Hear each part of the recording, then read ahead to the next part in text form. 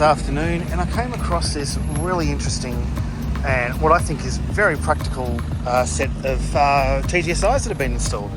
And if you see where I've come from here is the perimeter line from the buildings down here to here. And you think, well, why are these TGSIs here? Why are they put there? Well, it's because there's no natural tactile cues here, right? So the plants are definitely a form of, tactile cue in itself. However, there's no raised curb or something like that. It's very easy to lose your orientation and potentially walk into these shrubs here. So the TGSIs are here to get all the way over to this space where you can then cross the road that way and cross the road that way. It's got the 600 by 600 pad of warning indicators and then these 300 deep by the length of travel to the curb ramp there where the warning TGSIs are then installed. And then that also continues on that side as well. But we have a bit of a problem here with maintenance.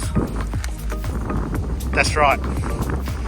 Look at this. If I was a cane user here and I was orientating myself, I am literally walking into the bushes. And now I'm in the bushes and now I'm in the rosemary, which is nice if you want rosemary all over yourself. That's a nice smell, but that's not why these are here, and it's not practical for someone's orientation and their mobility.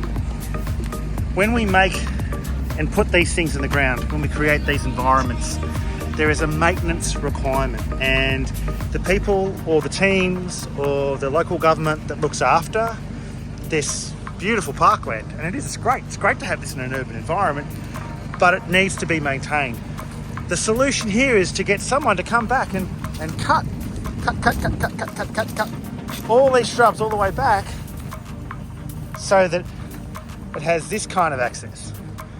This is more acceptable, but nonetheless, there shouldn't be any overhang of any kind because it just creates an obstacle for blind and vision impaired people to use this space effectively.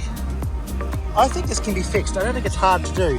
It's just about putting it into the maintenance routine and informing the people who are responsible for this what is the work that needs to be done, why it needs to be done, and how often it's required.